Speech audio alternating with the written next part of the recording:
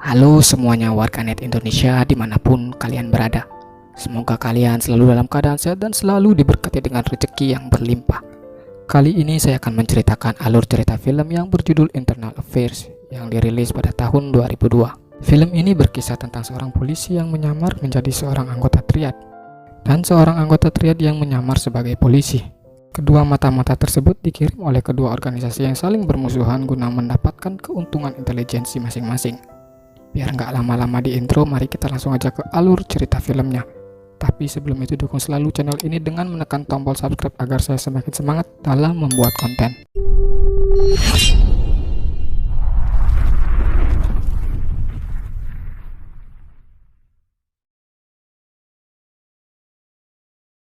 Di awal film, di sebuah kuil Buddha terlihat seseorang pimpinan geng triad yang bernama Sam sedang mengumpulkan beberapa anak muda.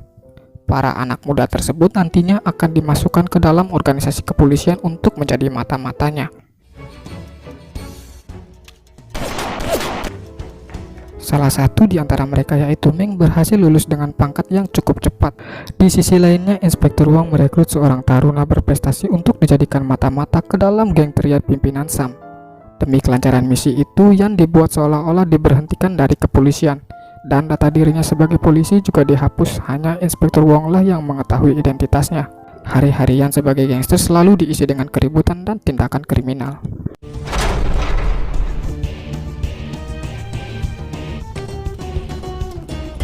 Singkat cerita, Yan bertemu dengan Inspektur Wong. Dalam pertemuan tersebut, Yan mengabarkan jika Sam akan melakukan transaksi narkoba dengan gangster Thailand. Yan juga tampak mengeluh ke Inspektur Wong karena penyamarannya yang tidak kunjung selesai, di mana awalnya Wong menjanjikan misi tersebut hanya selama 3 tahun, namun setelah hampir 10 tahun tidak kunjung selesai juga. Setelah mendapatkan informasi dari Yan, Wong langsung memberikan arahan kepada para bawahannya dalam rangka operasi penangkapan Sam. Singkat cerita, waktu operasi penangkapan Sam telah tiba. Para polisi telah berada di posisi dan juga tugas mereka masing-masing. Sementara itu, Ming membocorkan saluran frekuensi komunikasi kepolisian ke Sam. Tak lama kemudian, Yan membawa orang Thailand itu bertemu dengan Sam. Setelah memastikan kualitas barang yang akan dibeli, Sam pun menyuruh anak buahnya yang berada di luar untuk ke lokasi mengambil barang haram tersebut.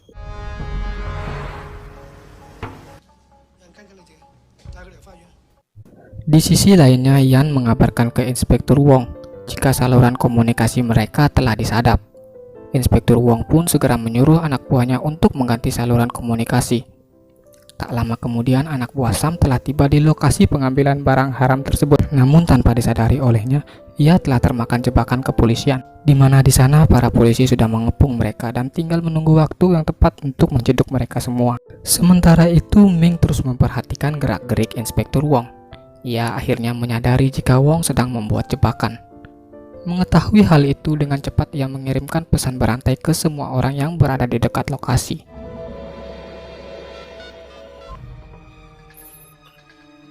Sam yang mendapatkan pesan itu langsung menghubungi anak buahnya dan memerintahkan mereka untuk segera membuang barang haram tersebut. Kegagalan operasi tersebut membuat Inspektur Wong menyadari jika Sam telah mengirim mata-mata ke dalam kepolisian. Begitu pula dengan Sam yang mulai mencurigai adanya mata-mata dari kepolisian. Yan mencoba untuk menenangkan Sam, namun Sam malah menghancurkan gift di tangannya. Beruntung ia telah memasang alat komunikasi itu di jendela. Setelah itu, Sam dan anak buahnya ditahan oleh pihak kepolisian. Namun dikarenakan barang bukti yang tidak cukup, membuat pihak kepolisian terpaksa membebaskan Sam dan juga anak buahnya. Singkat cerita, Ming yang sedang berkemas di apartemen barunya mendapatkan telepon dari Sam. Dalam teleponnya, Sam meminta ke Ming untuk segera menemukan mata-mata di organisasinya. Ming kemudian menyuruh Sam untuk mengumpulkan seluruh data diri anak buahnya. Adegan kemudian berpindah ke Yan yang rutinitas sebagai mata-mata menyebabkan tidurnya terganggu. Di sana, Yan sedang berkonsultasi dengan seorang psikolog bernama Mary. Mary sendiri ternyata adalah tunangan dari Ming. Di sana, Yan memiliki hubungan yang cukup dekat dengan Mary. Di malam harinya, Ming menemui Sam di bioskop yang membawa data identitas anak buahnya untuk dicek di database kepolisian. Namun tanpa mereka sadari, Yan telah berada di sana mendengar percakapan mereka. Ketika Ming keluar dari bioskop, Yan ikut membuntutinya. Namun sialnya telepon Ian tiba-tiba berdering sehingga membuat Ming menyadari kalau dirinya sedang dibuntuti seseorang.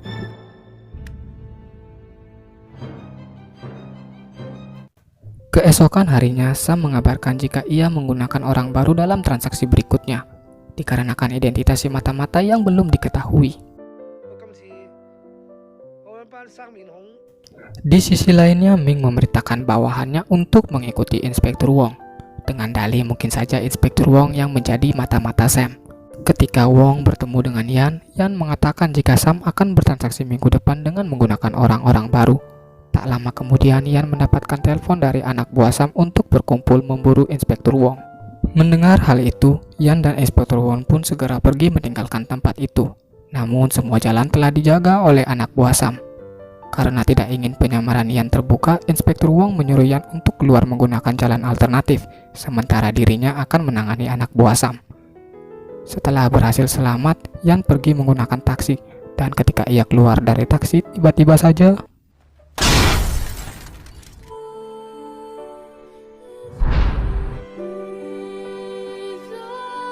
para polisi suruhan Ming yang melihat Inspektur Wong terjatuh seketika langsung menembaki anak buah Sam. Dan baku tembak kedua belah pihak pun tak terhindarkan lagi.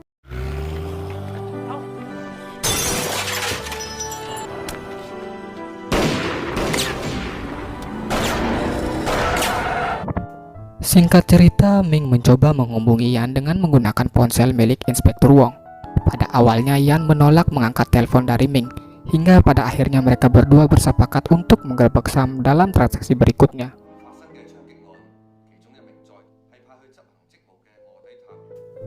Tibalah waktu transaksi dimulai. Dengan berbekal informasi dari Yan, Ming mengerahkan para bawahannya untuk menggerebek Sam.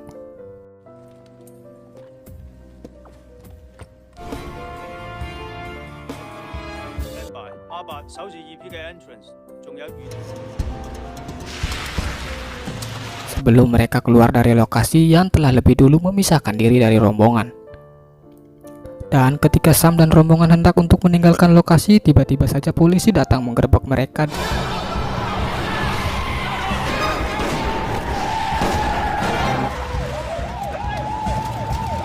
Yang menyebabkan terjadinya baku tembak di kedua belah pihak. Dalam baku tembak itu, Sam mencoba melarikan diri. Namun Ming tiba-tiba datang mengkhianati Sam dan menembakinya hingga tewas.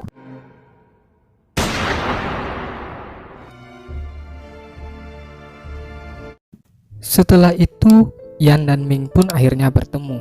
Di sana, Yan meminta ke Ming untuk segera mengembalikan identitasnya. Namun ketika Ming sedang mengembalikan identitas Yan, secara tak sengaja Yan menemukan amplop yang dulu pernah ia tanda tangani, dan membuatnya sadar jika Ming adalah mata-mata yang dikirim oleh Sam. Ming yang melihat Yan sudah tidak ada di ruangannya menyadari jika Yan telah mengetahui penyamarannya. Dengan cepat, Ming langsung menghapus identitas dari Yan di kepolisian.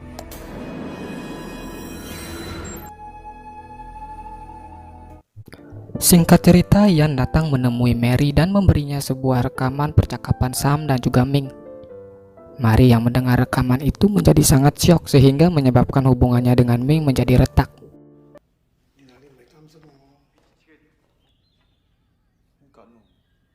Tak lama kemudian Yan menghubungi Ming untuk memintanya bertemu di tempat kematian Inspektur Wong. Setelah Ming sampai di lokasi, Yan langsung mendodongnya dengan pistol dan kemudian memborgolnya untuk diadili.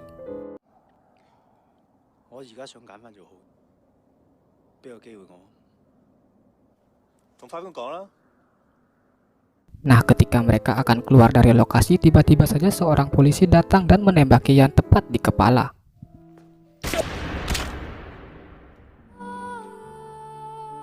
Ternyata si polisi itu adalah salah satu orang yang dikirim Sam untuk menjadi mata-mata di kepolisian.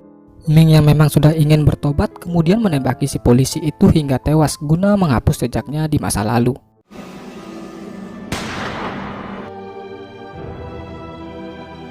Film diakhiri dengan Yan yang dimakamkan tepat di sebelah makam Inspektur Wong. Film pun selesai.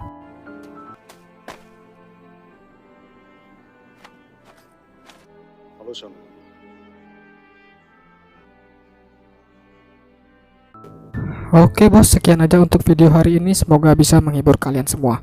Jika kalian suka video ini, jangan lupa untuk like dan subscribe channel ini, agar saya semakin semangat dalam membuat konten-konten lainnya.